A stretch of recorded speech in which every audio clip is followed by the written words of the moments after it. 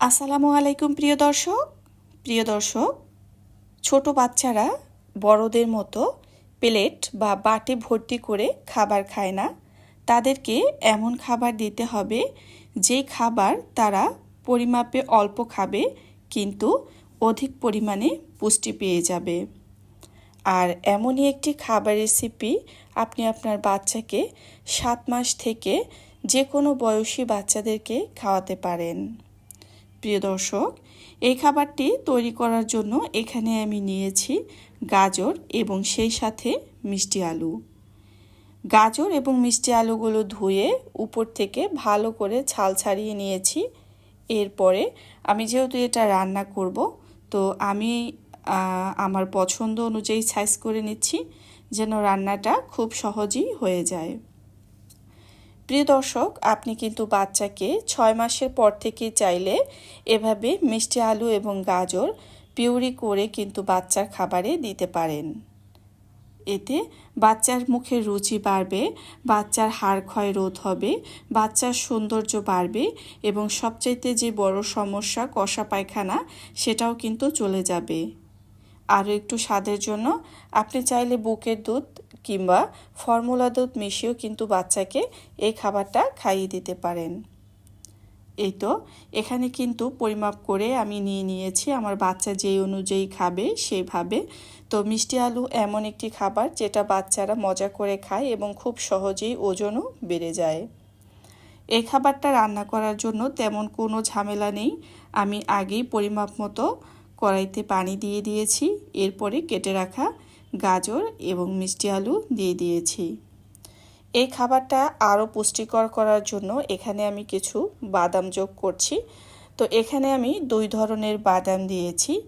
আপনারা চাইলে 1 ধরনের বা আরও 3 ধরনের বাদাম দিতে পারেন। তবে এই বাদাম আপনি 8 মাস থেকে বাচ্চার খাবারে দিতে পারবেন।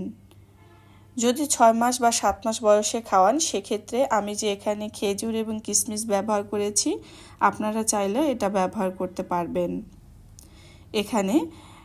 এগুলো কিন্তু ন্যাচারাল মিষ্টি, গাজর, মিষ্টি আলু, সেই সাথে এখানে আমি ব্যবহার করেছি কিশমিশ, খেজুর। তো মিষ্টি স্বাদের জন্য আলাদা তাল মিষ্টির কোনো প্রয়োজন নেই। এটা ন্যাচারাল মিষ্টি, তো বাচ্চারা এমনিতেই কিন্তু মজা করে খেয়ে নেবে। প্রিয় দর্শক, বাচ্চার খাদ্য তালিকায় আপনি খেজুর এবং কিশমিশ রাখতে অবশ্যই চেষ্টা করবেন। এগুলো বাচ্চার রোগ প্রতিরোধ ক্ষমতা বৃদ্ধি করার পাশাপাশি দ্রুত ওজন বাড়াতেও সাহায্য করে। এরপরে খাবারটা ঠান্ডা যখন হয়ে গিয়েছে আমি কিন্তু একটা ব্লেন্ডারের সাহায্যে পিউরি করে নিয়েছি। আপনারা চাইলে হাতের সাহায্যেও এটা একটা পিউরি তৈরি করে নিতে পারেন। তো যাই হোক, যেহেতু ছোট বাচ্চা খাবে তো কোনোভাবেই যেন বাদাম বা কিশমিশ গলাতে না আটকায়, এই জন্য আমি পিউরিটা তৈরি করে নিয়েছি। আপনারা চাইলে এই গাজর এবং মিষ্টি আলু এগুলো কিন্তু ভাপেও সিদ্ধ করে বাচ্চাকে খাওয়াতে পারেন।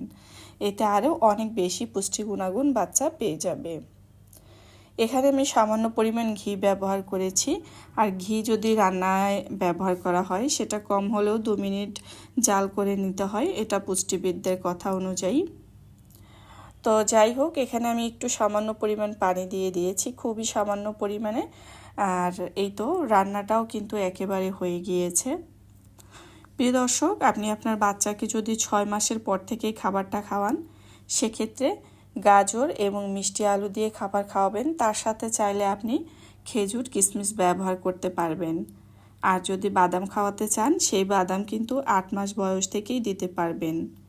এখানে আমি কোনো লবণ ব্যবহার করিনি, কারণ 1 বছরের আগে বাচ্চার খাবারে লবণ না দেওয়াই ভালো।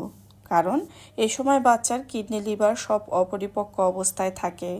তো মিষ্টি যে খাবার বাচ্চারা এমনিতেই মজা করে খেয়ে নেয়, আর বাচ্চাকে লবণ দিয়ে খাবারে অভ্যস্ত না করাই ভালো। বাচ্চা জন্মের পর থেকেই লবণের স্বাদ বোঝে না, আমরা যখন একটু একটু করে দেই তখনই কিন্তু সে লবণের স্বাদ বুঝতে পারে। তাই চেষ্টা করবেন শুরু থেকেই বাচ্চার খাবারে লবণ না দিতে। প্রিয় দর্শক, এই তো বাচ্চাদের জন্য তৈরি হয়ে গিয়েছে একটা পিউরি রেসিপি। এতক্ষণ সাথে থাকার জন্য ধন্যবাদ।